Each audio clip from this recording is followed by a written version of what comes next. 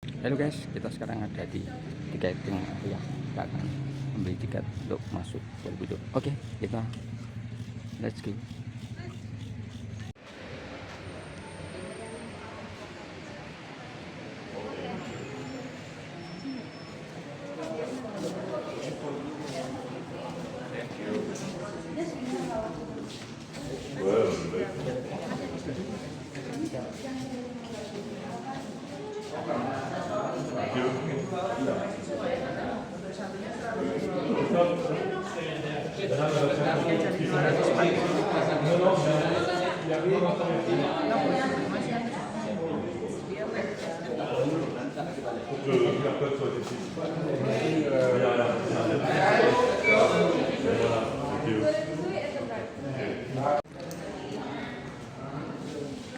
Kita menuju pintu gerbang.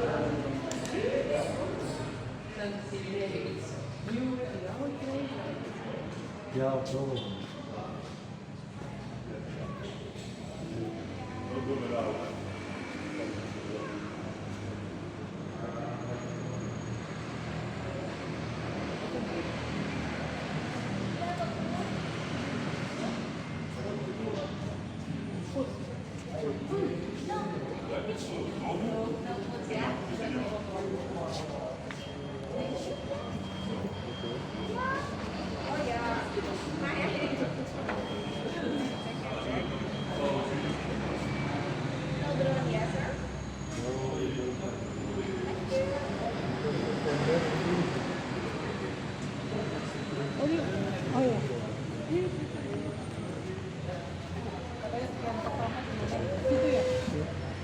Ada anunya.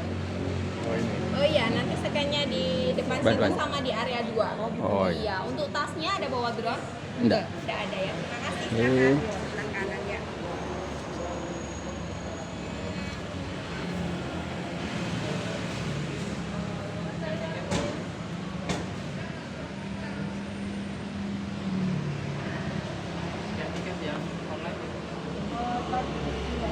Iya. Satu-satu. Satu manfaat satu orang. Oh, gitu. Kan dua orang kan Sini ya? anu itu. Oh, ini. Tadi kan katanya kan saya 2 kali foto. Katanya nanti scan pertama di sini terus scan kedua. Sandal. Jadi ini yang satu satu. Tapi 2 kali foto tuh di Ya tiketnya kan dua. Tiketnya kan dua sana. Ah gitu ya. Satu lagi, yang satu, Lagi, yang yang tiket foto yang satu satu. lagi. Enggak. Lah ya satu lagi ini buat buka ini. Kan tiketnya dua tadi iya, fotonya. Satu bareng Kan satu orang. yang foto yang kedua kan itu yang di atas. Enggak, itu maksudnya Iya. satu tiket itu untuk 2 kali scan. Itu kan tiketnya Tapi 2. yang mana yang dua? Ini saya 3 kali foto tadi. Ya, Yang ini atau ini? ini Tuh, oh. tuh.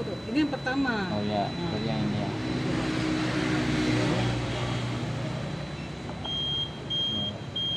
Udah ini.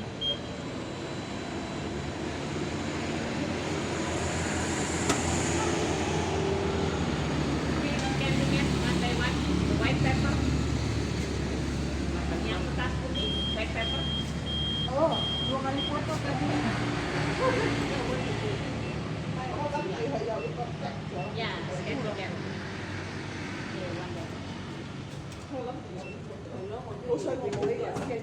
Ya.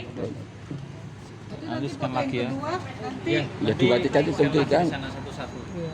Enggak, tadi aku 2 kali foto, Mas. Ya. Iya, itu kan tiket untuk 2. Di foto itu 2. Masuknya itu satu tiket itu untuk di scan di sini buka pintu, scan sana untuk tukar sandal gitu. Iya, aku tahu. Lah, itu kan nggak paham kok. Aku paham. Lah. Satu foto ini berarti 2 kali scan. Iya, lah iya kalau Tadi Mas bilang loh, lah yuk gitu maksudnya.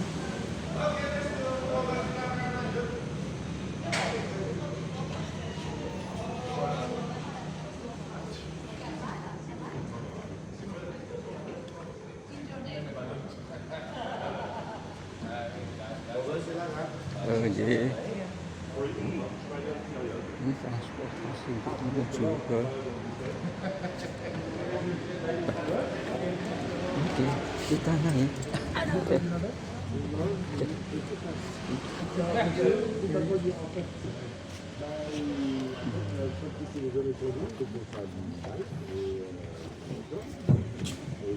还是做的很松松。这不是 sleting。以前没有的，以前我拍的时候就直接上去上面的。你这个很像我们。我哋以前真係一入到係咪，就入到上高個藍帽咁啊！而家入去喎，我等唔到翻去做咩啫？我好有儀式感啊！係咯，好緊張啊！哎呦，一個從那個景點啦，它2、3天就這個也不要找着，是那電瓶車，一定要坐電瓶車就好。我你那個景點這麼遠的，那有冇給我？你說到我嘞。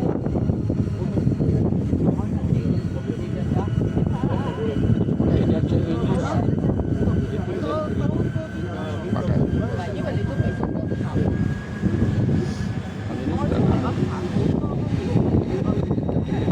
因為我哋以前去到嗰度啊，就嗰電盒廠啊，我哋做啲嘢㗎，嗰啲每個價錢蚊，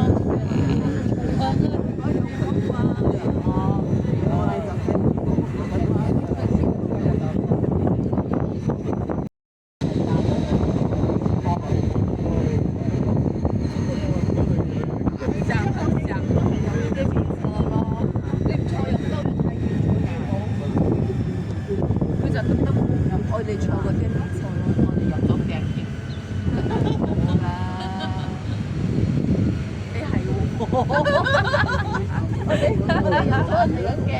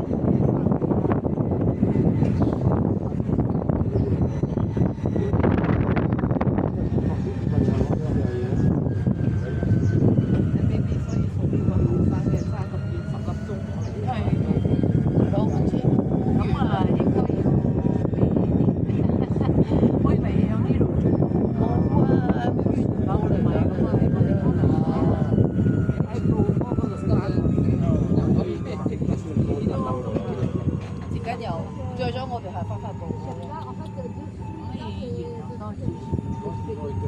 所以好攰啊，未有瞓覺。你講係啦，你可以自己可以到時我睇佢呢度落啦，係。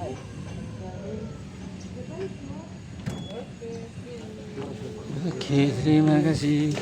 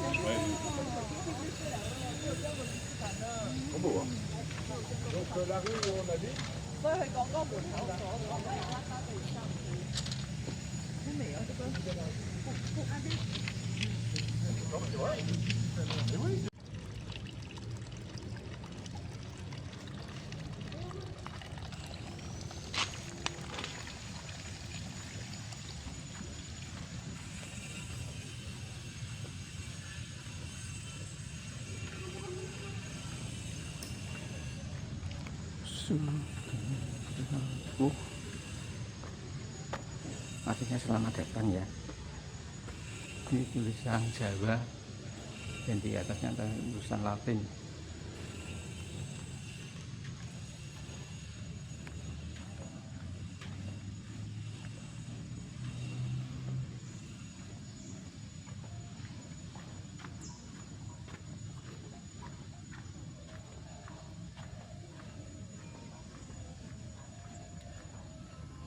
Belum naik ke candinya satu capek nih. Nah, ini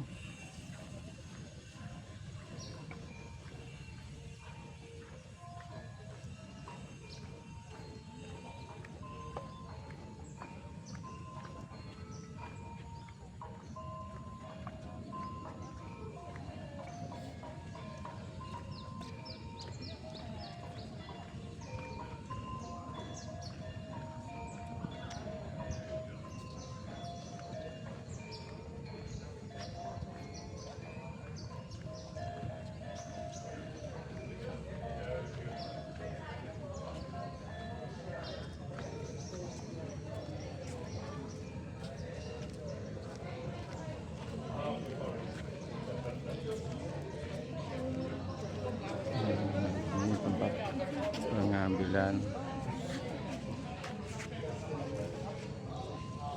panah sandal khusus ya. 30 ya, iya langsung scan dulu tiketnya. Di situ.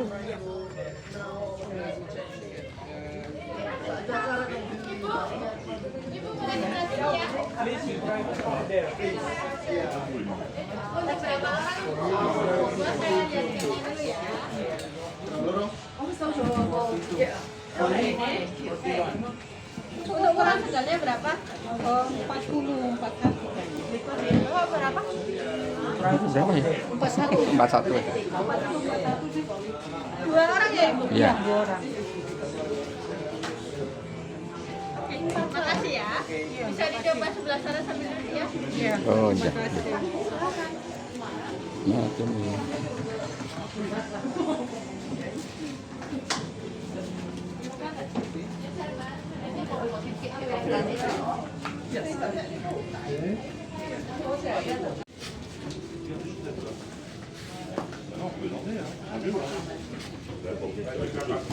Moi, j'avais des chaussettes.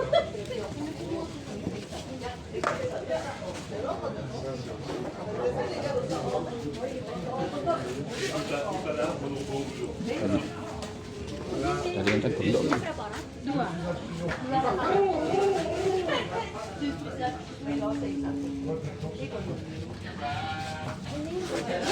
Ini untuk nomor pemandunya ya Ibu, nanti ruang kerjanya di sebelah.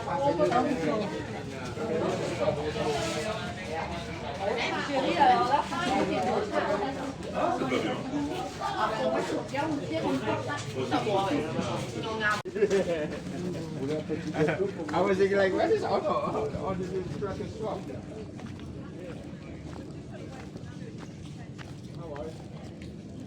Sana.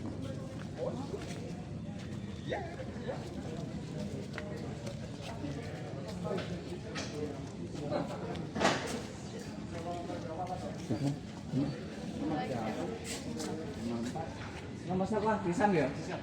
Yuk langsung berangkat aja Kak. Iya, Bapak masih ntar candinya buka masih jam 9 kok. Oh, iya. Lagi mau foto-foto dulu. Apa? Oke.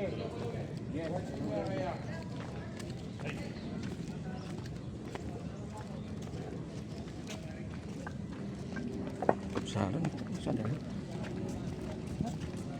Gak kegedean.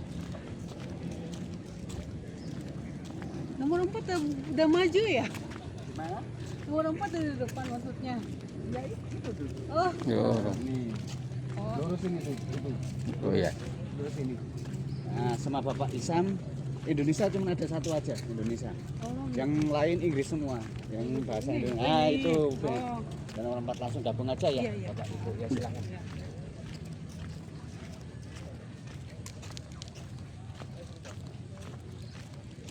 Nomor 4. Indonesia cuma satu. Bapak, Ibu nomor berapa? 4. Oke, silakan.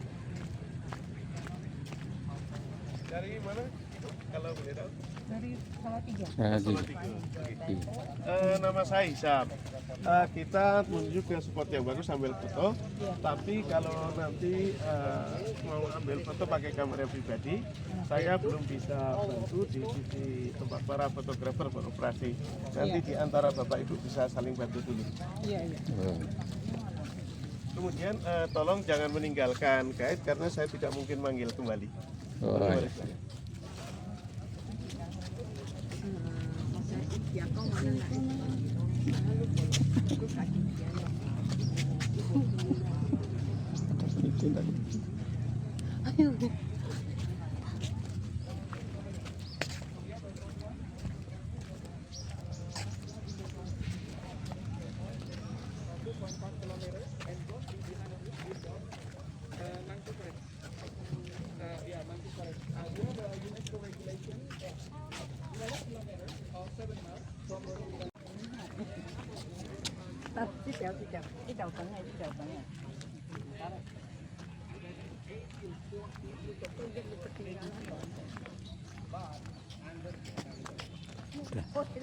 Tampak nantinya.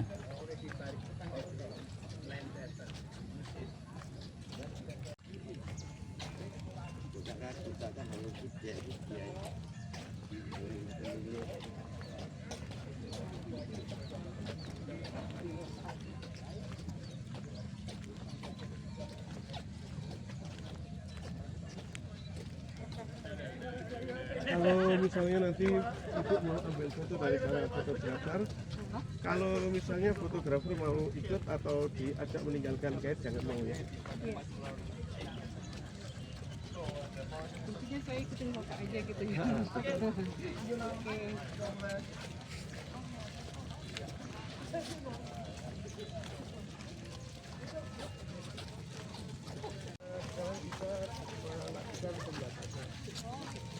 Nah, untuk pengunjung yang boleh naik candi itu per day cuma 1.200 orang, itu terbagi dalam 9 sesi.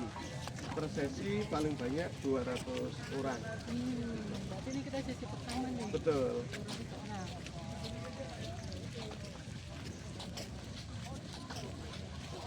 Terus ada waktunya di atas gitu ya Pak ya? Itu cuma maksimal 1 jam. 1 jam.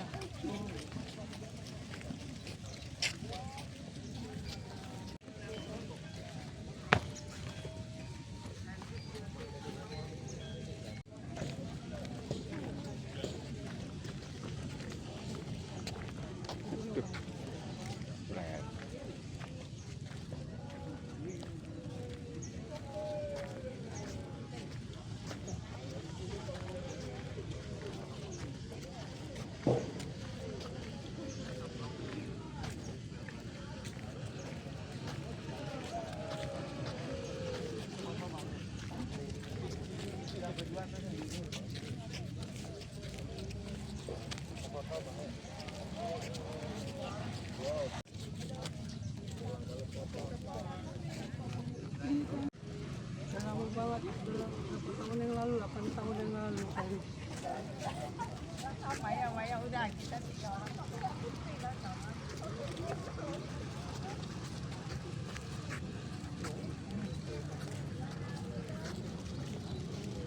Lagi, situs ini merupakan situs peninggalan agama Buddha, tapi karena pembangunannya di Jawa, ada pembauran antara Buddha Jawa dengan ajaran Buddha. Kalau kita merujuk pada anggapan kepercayaan masyarakat Jawa kuno, mereka beranggapan bahwa arah timur tempat matahari terbit itu dipercaya sebagai awal mula segala kejadian, sehingga situs Borobudur menghadap ke sisi timur. Kemudian nama Borobudur itu berasal dari 2 kata, Boro dan Budur. Boro itu berasal dari istilah Jawa wihoro. Kalau dalam bahasa Indonesia menjadi wihara. Artinya tempat ibadah bagi pemeluk agama Buddha. Kemudian Budur itu berasal dari kata beduhur. Artinya di atas bukit. Jadi arti dari kata Borobudur adalah wihara yang dibangun di atas bukit. Kemudian situs Borobudur ini punya 9 teras atau 9 tingkat dan 1 stupa induk sebagai mahkota Borobudur. Kesembilan teras ini bentuknya terdiri dari 2 bentuk, dari fondasi dasar sampai tingkat ke-6 ini berbentuk bujur sangkar. Kemudian dari tingkat 7 sampai 9 berbentuk lingkaran. Ini bentuknya seperti punden berundak-undak dan tidak ada ruang. Kemudian kalau dilihat dari sisi atas, ini merupakan gambaran dari dunia. Kemudian situs Borobudur ini punya luas dasar fondasi sekitar 123 meter kali 123 meter. Tinggi dari fondasi dasar sampai puncak stupa induk itu ada 35 meter. Kemudian ini secara teknis dari bawah sampai atas terbagi menjadi 3 bagian. Bagian kaki candi, bagian tubuh candi, dan bagian kepala candi. Dan ini secara filosofi menggambarkan 3 tingkatan alam semesta menurut filosofi Jawa kuno. Karena orang Jawa membagi alam semesta ke dalam 3 bagian. Yang bagian bawah atau fondasi candi ini menggambarkan tingkatan dunia kama atau dunia nafsu. Kita sering menyebut dengan istilah kama datu. Kama artinya nafsu, datu artinya dunia. Ini gambaran dari tingkatan manusia ketika manusia masih terikat oleh hal-hal yang bersifat nafsu dasar kemanusiaan, keserakahan, ketamakan, iri, dengki, kecemburuan, dan lain-lain. Sebenarnya di kaki candi ini atau di fondasi candi itu terdapat 160 panels atau halaman relief yang menggambarkan hukum sebab dan akibat. Tapi karena sang pendiri Borobudur merasa bangunan ini terlalu ramping sehingga rawan runtuh, dia menambahkan batu tambahan di fondasi candi dan relief yang ada di dasar candi tertutup tambahan. Kalau nanti Bapak Ibu berkenan mengecek keterangan saya, nanti setelah berkunjung ke Borobudur, Bapak Ibu bisa berkunjung ke Museum Borobudur yang ada di areal taman ini, dan itu free atau gratis. Kemudian yang bagian tengah itu digambarkan oleh 4 lorong. Ini menggambarkan bagian dunia, tingkatan dunia rupa atau dunia materi. Kita sering menyebut dengan istilah rupa datu. Rupa artinya bentuk atau materi, datu artinya dunia. Ini tingkatan ketika manusia sudah mulai meninggalkan ikatan hawa nafsu, dia sudah punya kecenderungan mulia untuk hidup lebih baik, mulai belajar agama dan percaya tentang kehidupan setelah mati. Tapi di sini manusia masih terikat oleh hal-hal yang bersifat materi atau kebendaan. Kemudian yang bagian atas ini digambarkan oleh 3 teras bundar dan 1 stupa induk. Ini menggambarkan tingkatan dunia tanpa rupa atau tanpa materi. Kita sering menyebut dengan istilah arupa datu. Itu artinya tidak atau tanpa. Ini gambaran ketika manusia sudah terbebas dari ikatan hawa nafsu dan materi dan berhak masuk surga. Kemudian situs Borobudur didirikan oleh Raja Samaratungga dari dinasti Kanindra pada akhir abad ke-8 sampai awal abad ke-9 dan digunakan sampai awal abad ke-11 atau tahun 1006. Itu karena di sisi timur laut dari Borobudur, dari sini berjarak sekitar 30 km, ada sebuah gunung namanya Gunung Merapi. Tahun 1006 Gunung Merapi meletus dengan sangat besar. Kemudian pusat pemerintahan Mataram kuno berpindah dari Jawa Tengah ke Jawa Timur. Pemeluk agama Buddha meninggalkan, mengabaikan, dan melupakan Borobudur. Kemudian situs Borobudur lenyap dari sejarah tertimbun tanah sekitar 800 tahun. Kemudian tahun 1811 sampai 1816 kita menjadi bagian dari jajahan Inggris. Gubernur jenderal dari Inggris untuk Jawa namanya Bapak Thomas Stamford Raffles. Tahun 1814 berkunjung ke kota Semarang. Dia mendapat laporan adanya reruntuhan puing-puing batu berukir di sini. Kemudian dia mengutus Bapak Cornelius untuk menyelidiki hal tersebut dan melakukan operasi penggalian dan pembersihan secara besar-besaran. Kemudian ketika koloni ini dikembalikan dari Inggris ke Belanda, proses penggalian dan pembersihan dilanjutkan oleh residen kedua dari Belanda, namanya Meneer Hartman tahun 1835. Tapi hasilnya tidak pernah dipublikasikan atau dipublikasikan. Kemudian setelah kita lakukan 2 kali renovasi atau perbaikan, kita menemukan bentuk berukir seperti sekarang. Oke, mungkin sampai sini ada pertanyaan. Kalau tidak, sambil kita menunggu sesi pertama atau jam 9 sudah, kita geser ke halaman atas. Sebelum kita naik, Bapak Ibu bisa ambil foto di sebelah atas dulu. Mari silakan di halaman atas.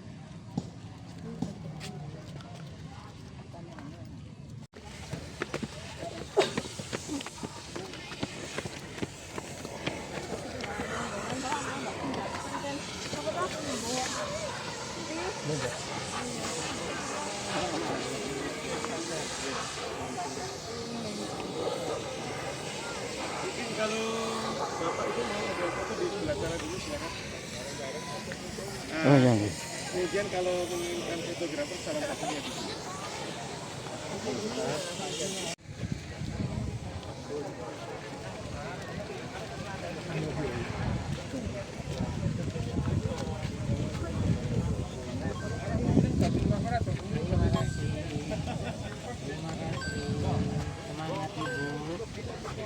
Terima kasih Pak. Okay, this way Uncle.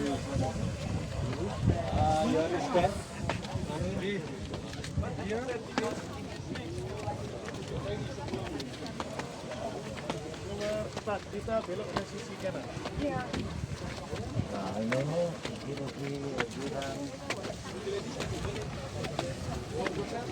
Oke, kita menuju ke sebelah sana supaya bagi sambil foto di sana. From the Jakarta, we stand from 1 hour, 40 kilometers, and 20 kilometers from Magelang to the south. This area surrounded by several mountains and active volcano. Merapi is the active one, but sorry, we cannot see Merapi. Usually, if not cloudy, we can see Merapi, Merbabu. It was my inspiration when I was kid. Merapi, Merbabu, and such. Bagi yang mungkin mau siapa dulu?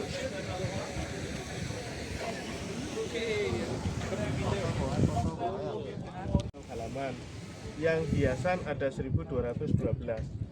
Kalau semuanya ditaruh membentang dalam satu garis, ini mencapai panjang 5 km. Tapi meskipun ini merupakan relief hiasan, kalau dalam konsep agama Hindu, ini merupakan bagian dari sosok penghuni surga. Kita sering menyebut dengan istilah Hapsara. Kalau orang Jawa menyebut jadi Hapsara dan Hapsari. Nah, itu yang laki-laki, yang yang perempuan. Kenapa sosok Apsara dibahas di situs Borobudur yang berlatar belakang agama Buddha? Itu karena dulu ayah dari sang pendiri Borobudur atau ayah dari Raja Samaratungga namanya Raja Indra atau Raja Sangkara. Menurut prasasti Sangkara yang ditemukan di kota Batang, Jawa Tengah, dulu merupakan pemeluk agama Hindu. Tapi setelah dia melakukan ritual selama 7 hari, dia menderita sakit dan meninggal. Atas kejadian tersebut kemudian putranya ketakutan dan beralih keyakinan dari Hindu yang menakutkan ke Buddha yang welas asih. Kemudian sosok Apsara dibahas di situs Borobudur untuk memberi jaminan kepada para pemeluk agama Hindu, meskipun raja mereka sudah beralih keyakinan dari Hindu ke Buddha, tapi dia masih menghormati dan melindungi agama Hindu beserta pemeluknya, sehingga mereka bisa hidup berdampingan dan melakukan ibadah sesuai dengan kepercayaan masing-masing secara agami. Oke, sekarang kita akan naik ke lorong pertama atau di lorong tingkatan pertama dari dunia rupa atau dunia materi. Oke. Tapi kalau batu-batu ini Pak masih Ya? asli dari Oh, masih asli, Bu. Sebenarnya dari awal ditemukan sampai sekarang situs Borobudur ini kan sudah malah mengalami 2 kali renovasi atau perbaikan. Renovasi yang pertama dilakukan oleh pemerintah Hindia Belanda, dipimpin oleh Menir Van Eck tahun 1907 sampai 1911. Tapi waktu itu dia hanya memperbaiki 3 teras bundar bagian atas, sedangkan teras-teras segi 4 yang ada di bawah karena masih dipandang kokoh dan kuat, dia hanya merapikan dan membersihkan. Tapi 60 tahun berikutnya, karena waktu itu sekitar Borobudur banyak pohon-pohon besar, sehingga akar-akar pohon masuk ke sela-sela bangunan. Yang lain karena sebab gempa bumi, kemudian pemerintah Indonesia bekerja sama dengan UNESCO melakukan renovasi yang kedua dari tahun 1973 sampai 1983. Waktu itu semua bagian dibongkar. Kita memperkuat lagi bantalan fondasi, menambah kekuatan dengan semen yang didatangkan dari Jerman seperti ini. Kemudian lempengan timah hitam itu berguna yang ditaruh di antara dijepit 2 batu. Itu berguna agar ketika hujan turun air tidak masuk ke sela-sela bangunan. Juga beton dan ton, dan selesai pada tanggal 23 Februari 1983. Akhirnya kita menemukan bentuk Borobudur seperti sekarang. Oke, silakan.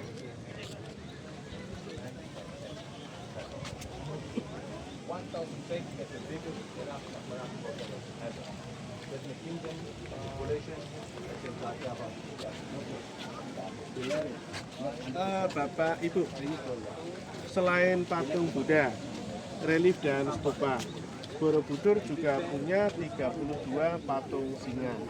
Ini merupakan lambang dari keluarga Sakya, di mana Sakya dilahirkan. Karena keluarga itu sangat kuat, kemudian dilambangkan dengan seekor singa.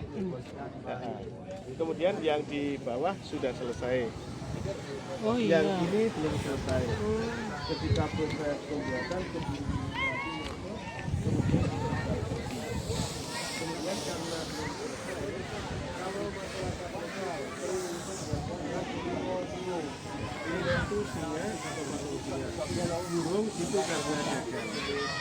Kemudian di sini ditambahkan cerita siapa yang datang atau berkunjung ke Borobudur untuk pacaran dijamin kegagalannya.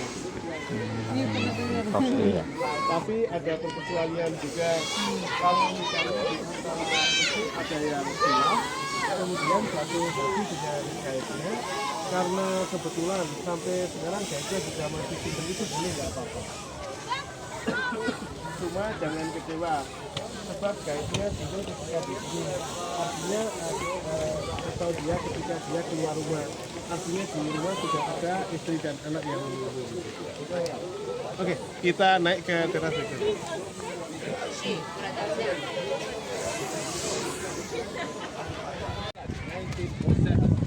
Oh no, kira naik.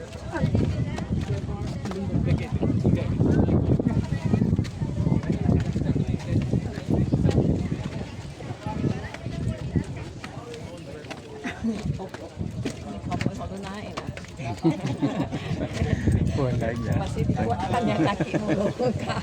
Bapak itu, kalau tadi dunia kama atau dunia nafsu, sekarang kita sudah menginjakkan kaki di lorong pertama di dunia rupa atau dunia materi.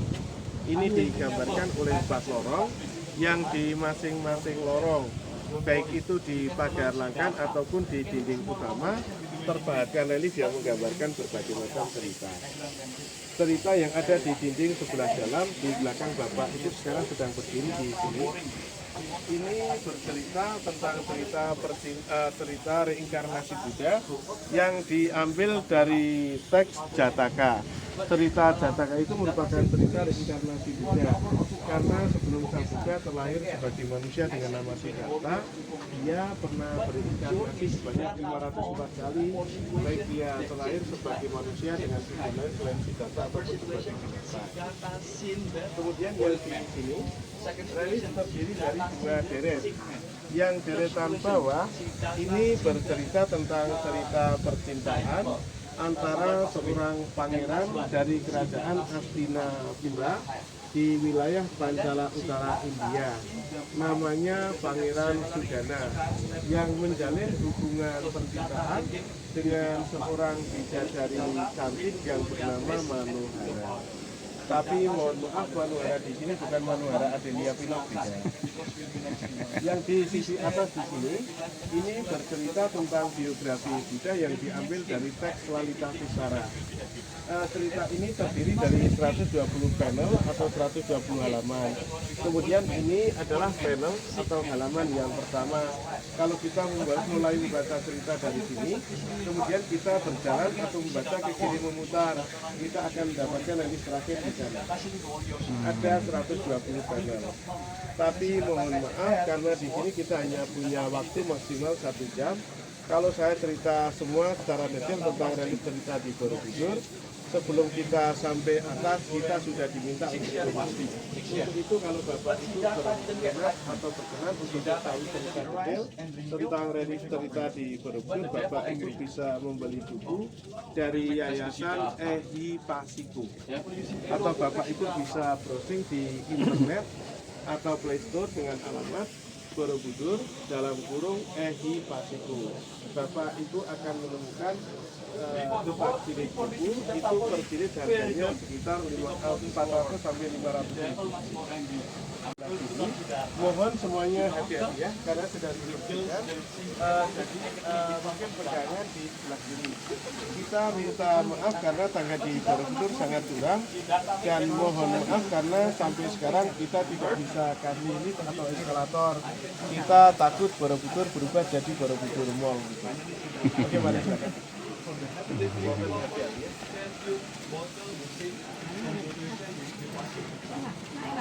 So this is the story of Siddhartha. Start of the keys. So first this.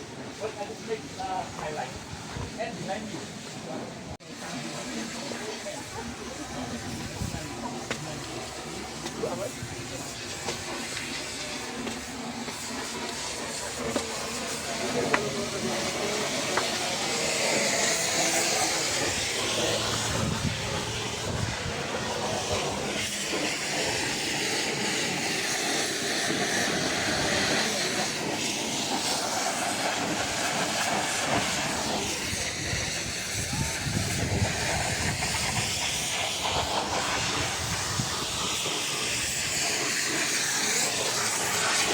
Lingkungannya.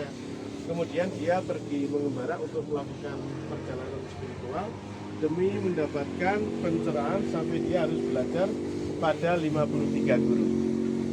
Sampai dia mendapatkan pencerahan itu di daerah Mesopotamia atau Mesopotamia. Oke, kita naik ke lorong berikutnya.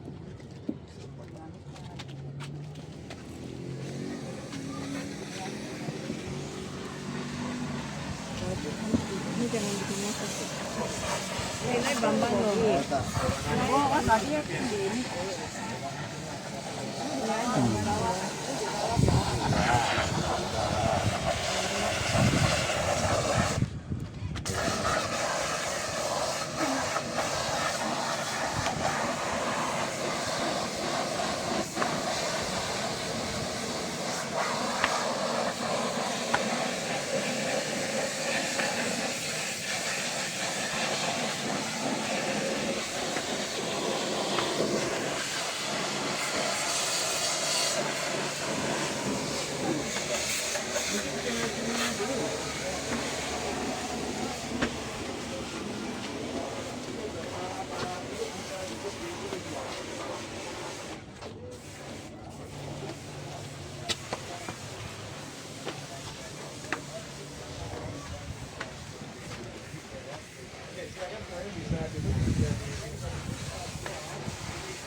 Bapak Ibu,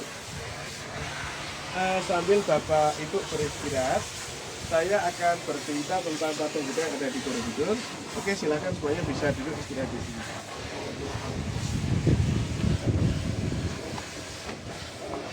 Bapak Ibu, sebagai peninggalan agama Buddha, Borobudur ini punya 504 buah patung Buddha.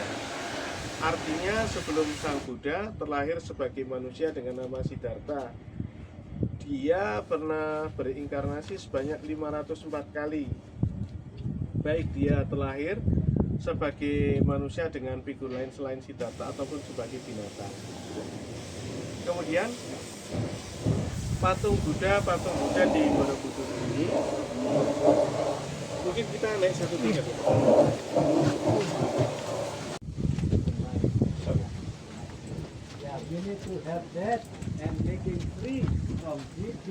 Bersihkannya pakai air khusus apa kan Pak itu Pak? Air biasa. Iya, tapi ada dicampur dengan zat kimia untuk membunuh apa? Jamur ya? Jamur. Oke, silakan bisa duduk di. Atau mungkin di sebelah sana ya Bu ya. Soalnya airnya masih. Oke, ladies and gentlemen, that is the last one for the physical life environment. That the next one with no more than that. No carving like this. Oke. Yes, go. Oke, silakan kita lewatin. No carving anymore. That is very well. Okay, and now, is there any question? Yeah. I've seen one sign like this. Yeah. Like this. I don't Yeah, you make your ring finger. ring and ring. Ring finger, and here also ring finger. Kami ulangi lagi ya. Tadi saya katakan sebagai peninggalan agama Buddha, Borobudur ini punya 504 buah patung Buddha. Artinya sebelum Sang Buddha terlahir sebagai manusia dengan nama Siddhartha, dia pernah berinkarnasi sebanyak 504 kali. Baik dia terlahir sebagai manusia dengan figur lain selain Siddhartha ataupun sebagai binatang. Kemudian patung Buddha di Borobudur ini menggambarkan 6 nama dari Buddha. Setiap nama itu punya sikap atau posisi tangan yang sering kita sebut dengan istilah mudra yang berbeda. Dan ini tentu punya arti yang berbeda. Patung Buddha di Borobudur itu berada di 5 pagar langkan di Candi Borobudur. Pagar langkan itu pagar pembatas seperti ini. Dan ada di dalam 72 stupa beruang yang ada di 3 teras Buddha. Kemudian dari pagar langkan pertama sampai pagar langkan keempat di sini, patung Buddha yang ada di sisi timur atau sisi depan, dia punya sikap tangan seperti ini, yang tangan kiri seperti ini, yang kanan seperti ini. Mohon maaf, saya minta izin untuk duduk. Kalau sikap duduk saya dipandang kurang sopan, saya minta maaf sebesar-besarnya. Ini sekedar memberi contoh, jadi saya harus melipat satu kaki saya. Jadi maaf ya. Nah, begini. Dari pagar langkan pertama sampai keempat yang ada di sisi depan di sini, patung Buddha punya sikap tangan seperti ini, yang kiri seperti ini, yang kanan seperti ini. Ini lambang dari Aksobhya Buddha atau Buddha yang bernama Aksobhya. Sikap tangan ini bernama Bumi Sparsa Mudra. Artinya Sang Buddha memanggil Dewi Bumi ketika dia bermeditasi, dia diganggu oleh Dewi Mara. Dewi Mara itu dalam sosok, dalam figur, dalam kebudayaan merupakan figur atau sosok penggoda atau pengganggu. Mungkin dalam istilah agama lain sering kita sebut dengan istilah setan. Dia mengganggu Siddhartha, Siddhartha menyentuh bumi dan berkata, bumi sebagai saksi kehadiran saya di dunia. Kemudian yang di sisi selatan, di sebelah sana, patung Buddha punya sikap tangan seperti ini, terbuka. Ini lambang dari Ratna Sambawa Buddha. Sikap tangan ini bernama Wara Mudra. Artinya dia memberi berkah pada manusia. Kemudian yang di sisi barat seperti ini lambang dari Amitabha Buddha. Sikap tangan ini bernama Dhyana Mudra, artinya dia sedang bermeditasi atau merenung atau mengheningkan cipta. Kemudian yang di sisi sebelah utara seperti ini lambang dari Amoghasiddha Buddha. Sikap tangan ini bernama Abhaya Mudra, artinya dia sedang mengusir rasa takut. Kemudian patung Buddha yang ada di pagar langkan paling atas yang berposisi di atas Bapak Ibu sekarang istirahat di sini. Patung Buddha itu baik yang ada di sisi depan, selatan, barat, utara, mereka punya sikap tangan sama seperti ini. Ini lambang dari Wairocana Buddha. Sikap tangan ini bernama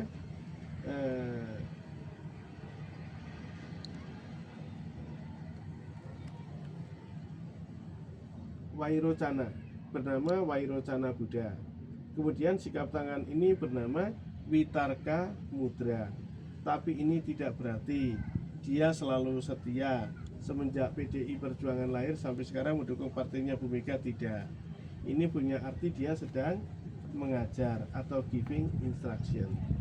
Kemudian yang di 72 stupa berlubang, patung Buddha punya sikap tangan seperti ini. Ini lambang dari Badracari Buddha. Sikap tangan ini bernama Dharma Cakra Mudra, artinya memutar roda Dharma atau roda kebenaran atau roda Dharma. Sebenarnya cara penghafalannya mudah. Tadi dari sisi timur seperti ini kan, timur, selatan, barat, utara, pakanangan paling atas 72 stupa. 1, 2, 3, 4, 5, 6. Ini kalau dilakukan cara cepat seperti gerakan tangan wanita sedang menarikan bunyi. 1, 2, 3, 4, 5. Kemudian karena sikap tangan seperti ini, awal mula gerakan tangan tarian wanita Jawa Tengah terlahir. Tapi meskipun ini gerakan tangan tarian wanita, gerakan tangan Jawa Tengah maksud saya, karena ini gerakan tangan tarian wanita, saya mohon maaf, saya tidak bisa memperagakan untuk memberi contoh, karena kalau saya dituntut untuk memperagakan tiap hari, saya khawatir nanti saya akan sedikit demi sedikit akan berubah jadi ACDC. Iya Pak. Bapak Ibu, sambil kita jalan ke tempat pintu gerbang sebelah timur tadi, kalau Bapak Ibu melihat bentuk batu yang ada di lantai di sini, kita mendapatkan bentuk batu dengan bentuk dan ukuran blok yang berbeda-beda. Itu karena ketika dulu Borobudur dibangun, waktu itu kita belum mengenal semen, beton, dan cor. Kemudian untuk menjaga agar situs Borobudur tidak runtuh, setiap batu itu punya bentuk dan ukuran blok yang berbeda, kemudian dipasang dengan cara saling mengikat atau mengunci seperti Lego. Kalau kita meminjam istilah bahasa Inggris, interlocking system. Di sini adalah cerita Sudana tadi, atau kita sebut dengan istilah cerita Kalyana Mitra. Biasanya Sudana itu digambangkan dengan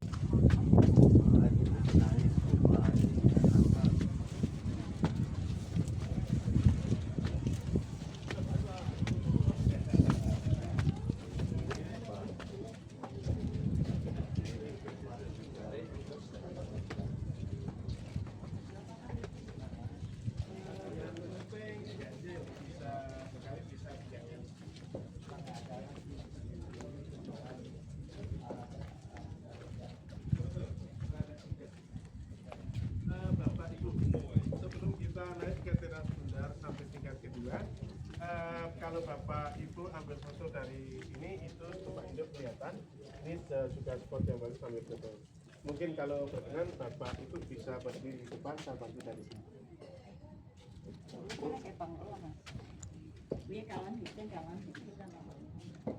Kalau begini kan saya udah kayak jadi biksu. Iya.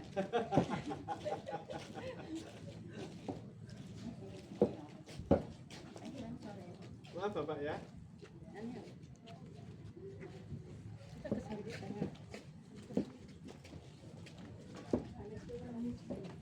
udah nama Om Topo.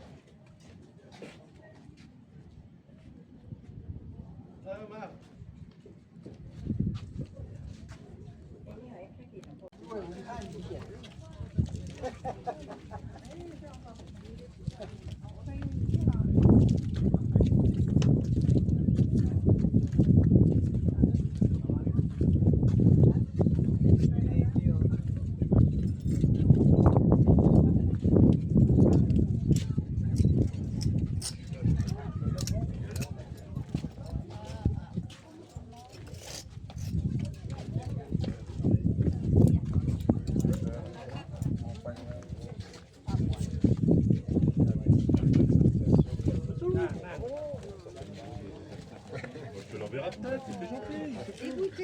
Ah bah je comprends. Écoutez, ça fait pas super. Bah ouais. Eh, tu pourrais me montrer quand même. Non, mode portrait, moi je fais mode portrait. Toujours. Mais Mode portrait. non, mais c'est hallucinant. Non. Ouais, c'était mon écran. Mon écran qui était parfait, là. Ah ouais. C'est la sortie là.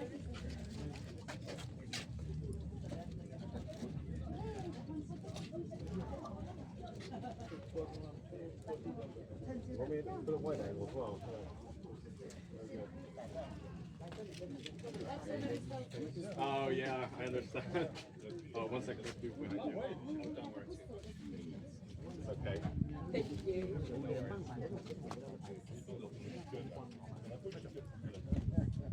There you go. Thank you so much. No worries. Enjoy your stay. Thank you, you too.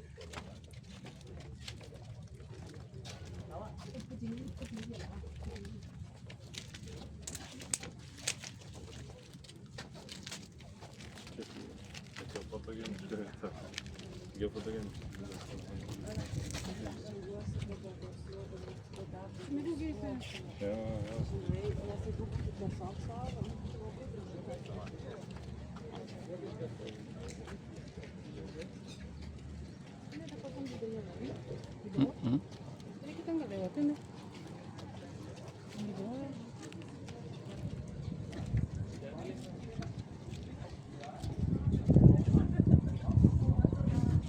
Ini tuh bagi minum tuh sama kok. Aqua.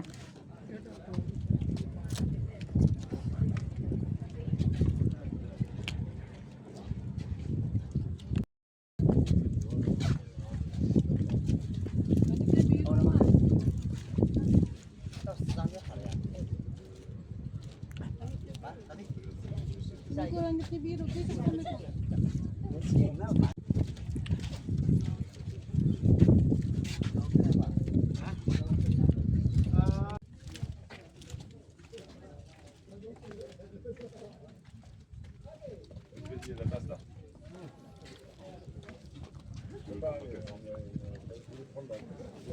Oh, aku tahu kenapa ini.